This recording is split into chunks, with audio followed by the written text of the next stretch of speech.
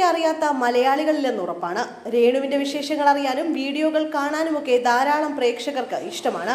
അടുത്തിടെ അവർ നടത്തിയ വിദേശയാത്രകളും പുതിയ കാർ വാങ്ങിയതുമെല്ലാം വാർത്തയായിരുന്നു. എന്നാൽ എല്ലാം സമൂഹ മാധ്യമങ്ങളിലൂടെ ഒളിമറയില്ലാതെ വിളിച്ചു പറയുന്ന രേണുവിന്റെ ഈ രീതി പലപ്പോഴും വിമർശിക്കപ്പെടാറുണ്ട്. അടുത്തിടെ ഇത്തരത്തിൽ രേണു പറഞ്ഞ ഒരു കാര്യമാണ് സമൂഹ മാധ്യമങ്ങളിൽ വളച്ചൊടിക്കപ്പെടുന്നത്. മദ്യപാനമായിരുന്നു വിഷയം. ക്രിസ്മസിന് എന്തൊക്കെയാണ് സ്പെഷ്യൽ എന്ന് ചോദിച്ചപ്പോൾ മാജിക് മൊമെന്റ്സ് എന്ന് രേണു മറുപടി നൽകിയിട്ടുണ്ട്. പിന്നാലെ രേണുവിനെ മദ്യപാനിയായി ചിത്രീകരിക്കുന്ന തരത്തിലുള്ള ധാരാളം വീഡിയോകളും പുറത്തു വന്നിട്ടുണ്ട്. ഇതിനെതിരെ താരം പ്രതികരണവുമായി രംഗത്തെത്തുകയും ചെയ്തു. ക്രിസ്മസിന് ഞാൻ വല്ലപ്പോഴും കഴിക്കുമെന്ന് പറഞ്ഞതാണ്. ഞാൻ മുഴുവൻ വെള്ളമടിയും സിഗരറ്റ് വലിയുമെന്നൊക്കെ പറഞ്ഞ് വ്ളോഗേഴ്സ് ഇറങ്ങിയിട്ടുണ്ട്. എൻ്റെ പൊന്നു സുഹൃത്തുക്കളെ, നിങ്ങൾക്ക് എന്നെപ്പറ്റി അറിയാത്തത് കൊണ്ടാണ്. നിങ്ങൾക്ക് റീച്ചിന് വേണ്ടിയിട്ട് എന്ത് വേണമെങ്കിലും പറഞ്ഞോളൂ, അതിൽ എനിക്കൊരു കുഴപ്പവുമില്ല. എന്നെ അറിയാവുന്ന കുറച്ച് വീട്ടമ്മമാരും കുറച്ച് സപ്പോർട്ട് ചെയ്യുന്നവരുണ്ട്. അവർക്കൊക്കെ അറിയാം ഞാൻ ആരാണെന്ന്. സിഗരറ്റ് ഞാൻ തൊടാറ് പോലുമില്ല.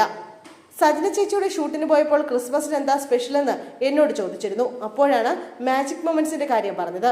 ആ വീഡിയോ ഭയങ്കര ഹിറ്റായി. വല്ലപ്പോഴും കഴിക്കുമെന്നാണ് ഞാൻ പറഞ്ഞത്. വെള്ളമടിക്കുന്നവർ അത് പറയുമോ എന്ന് എനിക്കറിയില്ല. സ്കിൻ ട്രീറ്റ്മെന്റ് ചെയ്തവർ അത് തുറന്നു പറയുമോ എന്ന് എനിക്കറിയില്ല. ഞാൻ എല്ലാം പറയാറുണ്ട്. വല്ലപ്പോഴും കഴിക്കുമെന്ന് പറഞ്ഞത് തെറ്റാണെന്നൊന്നും എനിക്ക് തോന്നുന്നില്ല. സ്ഥിരമെന്ന് ഞാൻ പറഞ്ഞില്ലല്ലോ എന്നായിരുന്നു രേണുവിന്റെ ചോദ്യം. രേണുവിനെ കുറിച്ചുള്ള എന്ത് വീഡിയോ സോഷ്യൽ മീഡിയയിലിട്ടാലും അതിൽ നിന്ന് റീച്ച് ഉണ്ടാക്കാമെന്നും വൈറലാകാമെന്നും അറിഞ്ഞുകൊണ്ടല്ല യൂട്യൂബേഴ്സ് അവരുടെ അടുത്തേക്ക് പോകുന്നത്. രേണുവിനെ കുറിച്ച് എന്ത് വീഡിയോ സോഷ്യൽ മീഡിയയിലിട്ടാലും അതിൽ നിന്ന് റീച്ച് ഉണ്ടാക്കാമെന്നും വൈറലാകുമെന്നും അറിഞ്ഞുകൊണ്ടല്ലേ യൂട്യൂബേഴ്സ് അവരുടെ അടുത്തേക്ക് പോകുന്നത്. എന്നിട്ടും ഇതൊന്നും മനസ്സിലാക്കാതെ എന്തിനാണ് രേണു ഇങ്ങനെ ഓരോ കാര്യങ്ങൾ വിളിച്ചു പറയുന്നതെന്നാണ് ചില ആളുകൾ അഭിപ്രായപ്പെട്ടത്. നമുക്ക് ജീവിതത്തിൽ ആകെ സ്വന്തമായുള്ളത് നമ്മുടെ കുടുംബമാണ്. അതിലെ കാര്യങ്ങളൊക്കെ എന്തിനാണ് ഇങ്ങനെ വിളിച്ചു പറയുന്നതെന്നായിരുന്നു മറ്റൊരാളുടെ ചോദ്യം.